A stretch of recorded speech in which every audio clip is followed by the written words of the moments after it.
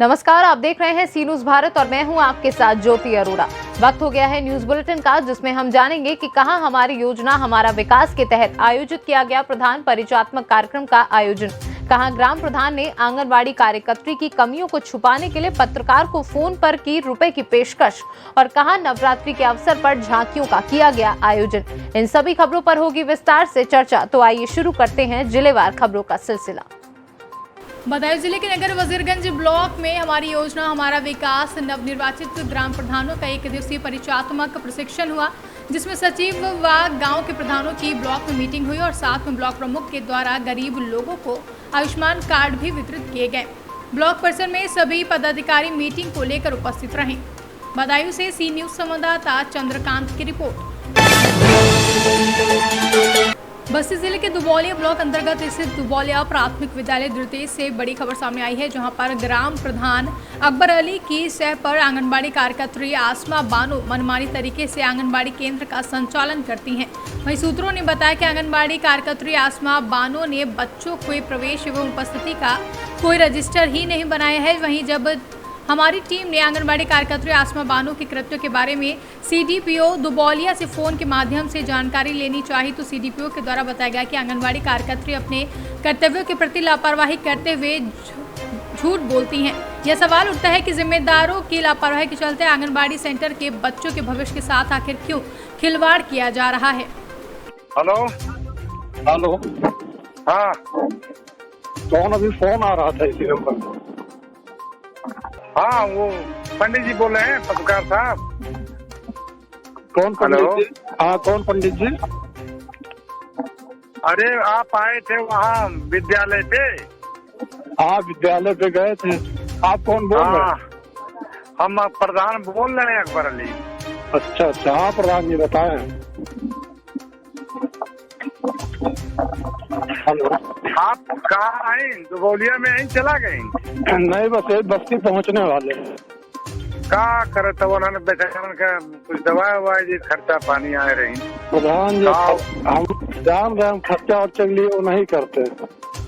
अरे अच्छा, चला ठीक है, कुछ पैसे से कहिए आवाजाई काम हो जाइए आपका। ठीक बा भैया, ठीक बा भैया। हेलो, कार्यकर्त्री हैं, किस विद्यालय पे कार्यरत हैं आप? किस जगह? दुबौलिया सेकंड में। अच्छा, कितने बच्चे हैं आपके आंगनबाड़ी सेंटर में? रजिस्टर्ड कितने बच्चे हैं?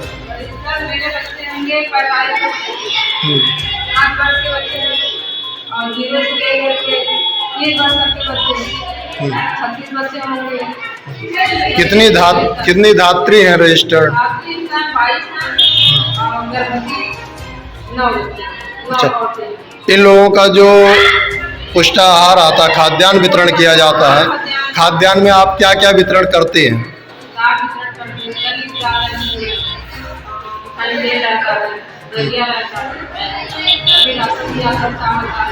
तो ये क्या ये किसी रजिस्टर पे साइन वगैरह भी लेती होंगी आप? तो रजिस्टर है कहाँ इसमें?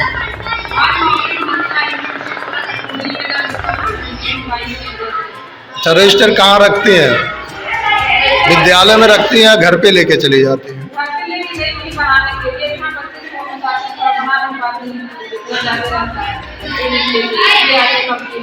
आज कितने बच्चे यहाँ प्रेजेंट हैं?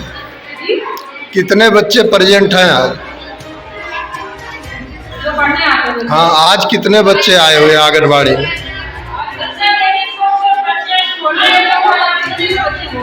30 बच्चे और रजिस्टर पे 50 है।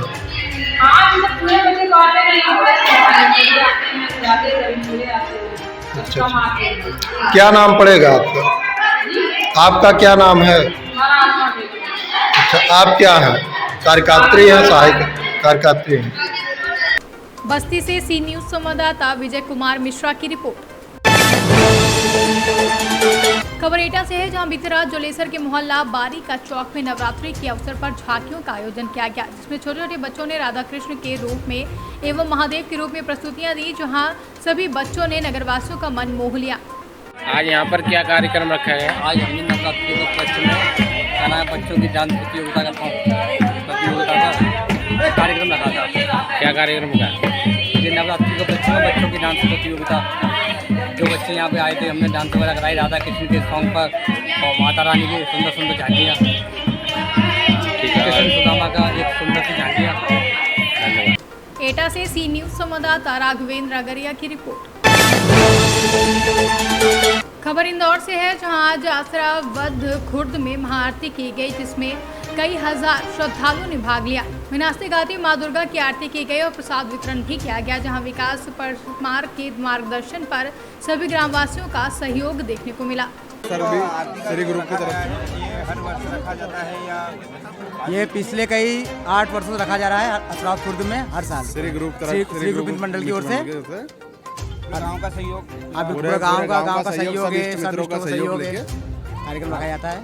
आपका नाम? विकास परमार। इंदौर से कैमरा पर्सन पूजा हिरवे के साथ संतोष मालवीय की रिपोर्ट। घटना जूटी इंदौर थाने की पलसीकर चौराहे के पास की है, जहां महाराष्ट्र बैंक पर भगवान शिव की प्रतिमा को किसी अज्ञात लोगों ने खंडित करके तोड़ दिया, जहां भारी पुलिस बल मौके पर पहुंचे और भगवान शिव की प्रतिमा प्राण प्रतिष्ठान करवाई है।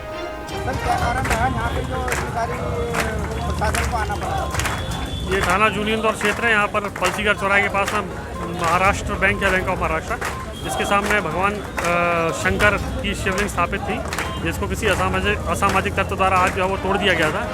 इस पर से थाना जूली इंदौर पर धारा 295 IPC कायमी की जा रही है, आरोपी की तलाश की जा रही है। साथ ही साथ जो है वो पुलिस प्रशासन के प्रयासों से पुनः जो है ना एक भगवान शंकर की शिवलिंग की स्थापना की गई।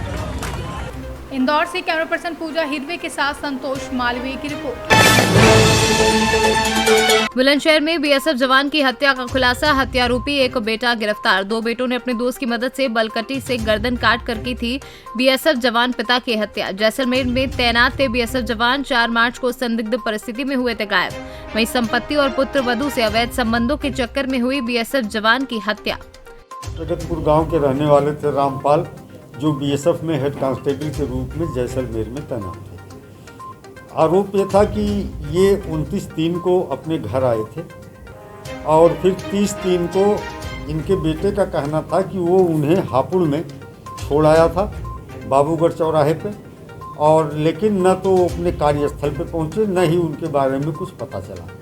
इनके जो पड़ोसी इनके चाचा आज थे, उन्हें एक आशंका थी कि उनके ही बच्चों द्वारा, 2 बेटे हैं, उनकी संभवतः हत्या कर दी गई हो और ये बच्चे छुपा रहे हैं तथ्य को। लेकिन छानबीन शुरुआती जो हुई उसमें प्रथम दृष्टया बेटों का कोई रोल नहीं दिख रहा था, लेकिन कुछ दिनों बाद जब उनके परिवार के लोग, माने जो रामपाल हेड कांस्टेबल थे, उनके भाई और अन्य लोग गांव के मिले, उन्होंने भी एक आशंका जाहिर की।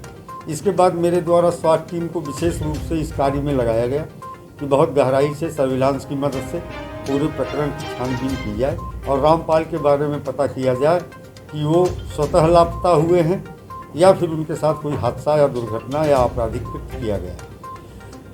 मात्र 24 घंटे के भीतर ही हमारी टीम ने बहुत गहराई से जांच करते हुए अभियोग का अनावरण किया। जो बात निकल के आई उसमें ये रामपाल हेड कांस्टेबल, जिनकी हत्या हो चुकी है 30 तारीख की, 30/3 की रात में, जिनके बेटे के द्वारा 26 मई को उस घटना के लगभग 2 महीने से अधिक समय के बाद एक गुमशुदगी उनकी थाने पे केसबंदी में लिखाई गई थी। उनके बारे में पता ये चला कि उनके 2 बेटे हैं, पत्नी की मौत हो गई है। बड़े बेटे की पत्नी के साथ इलिसिट रिलेशन बनाना चाहते थे, जिसको लेकर के दोनों भाई, जो उनके दोनों बेटे हैं, उनके बीच में पिता के प्रति एक आक्रोश था, एक घृणा की भावना थी। और इसी के बीच में, इसी भावना के बीच में 29/3 की रात को जब वो घर में आए तो काफ़ी शराब पी रखी थी और इन दोनों भाइयों ने बलकठी से उनके गर्दन पर प्रहार किया, जिससे उनकी मौत हो गई। इसके बाद ये गांव के ही अपने एक तीसरे सहयोगी प्रशांत को साथ में लिए और मोटरसाइकिल पर बोरी में इनको भर करके ले गए अपने ट्यूबवेल पे। सूखा कुआं था वहाँ, जिसमें से बोरी निकल चुकी थी, उसमें डाल दिया। बाद में उसमें 3 ट्रैक्टर इन्होंने मिट्टी डलवा दी थी ताकि किसी तरह की स्मेल न आए। तो रात में ही वो खुदाई करा करके शव को बरामद कर लिया गया। पोस्टमार्टम की कार्रवाई की जा रही है। उनका एक बेटा जो अभियुक्त है, हिमांशु नाम है, गिरफ्तार है दूसरा अभियुक्त जो इसमें प्रशांत था, जो गांव का इनका सहयोगी मित्र था, शव को ले जाने में जिसकी भूमिका थी, वो 8-10 को। बुलंदशहर से सीनू संवाददाता सचिन कुमार की रिपोर्ट। बुलंदशहर में काली नदी के पानी से किसानों की हजारों बीघा फसल जलमग्न हो गई है। 15 गांव के किसानों को गंदे पानी से हो रहा भारी नुकसान। नहर का पानी काली नदी में आने से जगह जगह से कटी काली नदी। किसानों के भारी नुकसान से खफा किसान यूनियन ने किया प्रदर्शन। वहीं डीएम कार्यालय पर किसानों ने नुकसान की भरपाई एवं काली नदी पर बांध लगाने को चल रहा प्रदर्शन। भारतीय किसान यूनियन के राष्ट्रीय अध्यक्ष धर्मेंद्र ठाकुर ने सर्वे कराकर की मुआवजा देने की मांग। ये धान की फसल पूरी बर्बाद हो गई, पूरी नष्ट हो चुकी है। देखिए इधर दिखाइए, ये पूरा धान चढ़ रहा है पानी में। मेरी उत्तर प्रदेश के जिला बुलंदशहर की तहसील बुलंदशहर के गांव नीमखेड़ा, एमनपुर, अच्छेजा घाट, किरियावली, कुराला, भटवारा और लेके पचगाई तक, फिर शिकारपुर तहसील के गांव पड़ते हैं, बनवाड़ीपुर, घुंगरावली, खुर्जा तहसील के गांव पड़ते हैं, बाढ़ है, करेना, पचगाई। तो मेरा निवेदन है इन तीनों तहसील के गांवों में जल्द टीम गठित करने के बाद और सर्वे कराकर 2 दिन के अंदर मुआवजा दिया जाए और काली नदी की जितने भी यहाँ से पानी कटान होता है, यहाँ एक बांध लगाया जाए। और 2 दिन के अंदर कार्रवाई नहीं होती है तो भारतीय किसान महाशक्ति इस मुद्दे पर एक आंदोलन पर धरने पर बैठे हैं। क्या मामला ये है, अब से 2 हफ्ते पहले भी हमने डीएम साहब को ज्ञापन दिया है। प्रशासन के द्वारा नहर का पानी काली नदी में छुड़वा दिया है और उस पानी ने जितने भी फसल थी और पास नदी के दोनों साइड पूरी फसल धान की या अन्य और फसल थी पूरी गल चुकी है डूबकर, और पानी गाँव से बढ़ा हुआ खड़ा है, गाँव से लग गया पानी। हमारी मांग है जो जिन किसानों की फसल बेकार हुई है वहाँ जल्द से जल्द 2 दिन में सर्वे कराकर उनको मुआवजा दिया जाए और जहाँ से नदी कटती है वहाँ बांध लगवाया जाए। ये हमारी मांग है और अभी ही तत्काल नहर को बंद कराया जाए। तो नहर का पानी नदी में छोड़ा गया है। कितनी फसल का नुकसान हुआ है? करीब 15 गाँव के किसान हैं जिनकी फसल पूरी प्रकार होगी नदी की साइड टोटल। नदी से 2 किलोमीटर की दूरी तक पेल का मारा उसने, पूरा फसल सड़ा दिया, उसने गला दिया।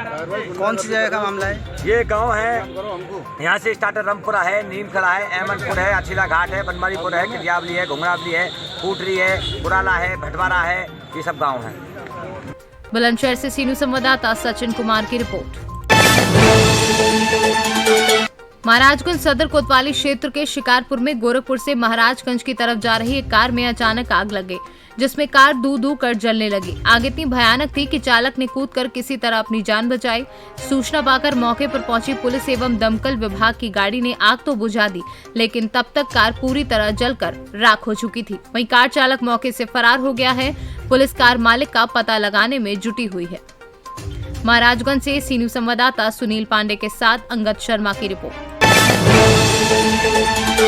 प्रयागराज जिले में जहां एक तरफ उच्च अधिकारियों के दिशा निर्देश के बाद पुलिस विभाग में बड़ा फेरबदल किया जा रहा है, वहीं अपनी उत्कृष्ट कार्य और निष्पक्ष कार्य प्रणाली में अपनी पहचान के बल पर करछना थाने पर थाना प्रभारी के रूप में नए इंस्पेक्टर टीकाराम वर्मा को जिम्मेदारी सौंपी गई है, जिसके बाद पदभार संभालते ही पूरे स्टाफ के साथ बैठक कर क्षेत्र के बारे में जानकारी लेने के बाद सभी उप निरीक्षक के साथ लंबित मामले में जानकारी ली और शांति व्यवस्था बनाए रखने के लिए आवश्यक दिशा निर्देश दिए। प्रयागराज से सीनू संवाददाता मंगला प्रसाद पटेल की रिपोर्ट। प्रशासन गांव के संग अभियान के तहत पंचायत समिति अकलेरा के ग्राम पंचायत आसलपुर शिविर में क्षेत्रीय विधायक गोविंद रानीपुरिया मुख्य अतिथि रहे। शिविर में आम जन की समस्या को मद्देनजर रखते हुए वृद्धावस्था पेंशन एवं भूमि के पट्टे, राशन कार्ड संबंधित समस्या, खातों में शुद्धिकरण संबंधित समस्या का समाधान विधायक रानीपुरिया ने मौके पर ही संबंधित अधिकारियों से करवाया। इस मौके पर उपखंड अधिकारी, विकास अधिकारी कैलाश मीना, तहसीलदार राधेश्याम, उप प्रधान प्रेम नारायण भील, समस्त विभाग के अधिकारी कर्मचारी मौजूद रहे। राजस्थान से सीनू संवाददाता भगवान सिंह राजावत की रिपोर्ट। न्यूज बुलेटिन में फिलहाल के लिए इतना ही। आप देखते रहिए सी न्यूज भारत।